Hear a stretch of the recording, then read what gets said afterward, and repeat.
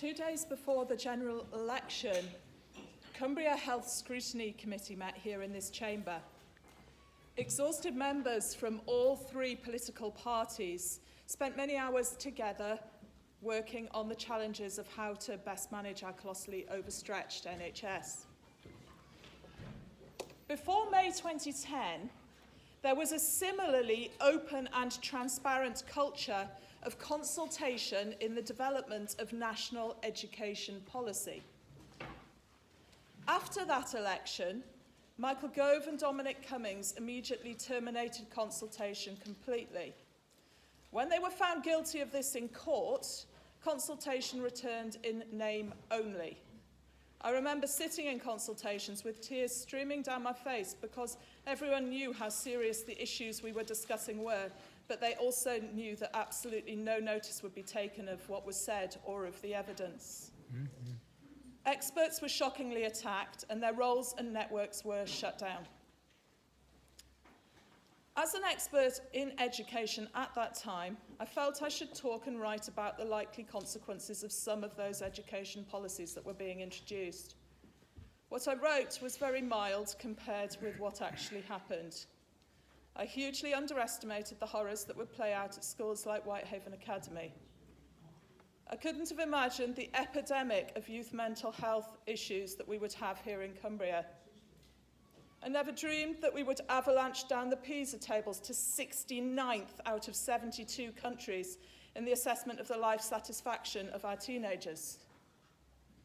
I failed to predict the nightmare Cumbria County Council would face as it tries to deal with the unwanted schools and the rejected students with barely any resource.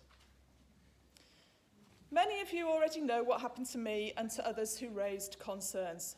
But for those of you who don't, for raising even modest concerns, I was fired without warning from my national work. My appeal was heard and dismissed without me being allowed to know it was happening. I was systematically discredited, and I was stunned how many people believed the untrue things they were told about me to justify the instructions they were given not to have any contact with me. To put this in context, it's like you suddenly being instantly dismissed as a county councillor without warning or remotely valid reason. You requesting an appeal and that appeal taking place without you being allowed to know it was happening or to submit evidence to it. You finding that no one would talk to you because they'd been told and had believed that you were insane to the extent that they must not contact you. And you then finding that the statutes you had faith in gave you no effective protection, and there was nobody there to help you anyway because everyone else in your network was facing equally disturbing threats to their work, their reputation and their finances. Perhaps, like me, you would work quietly in the background for years to ensure that the world was a better place for those who came after you. Perhaps, like me, you would feel sick with worry when you saw the individuals in power who had understood what was going on and had worked quietly to mitigate it, culled by their own party and walking away in disgust at its behaviour.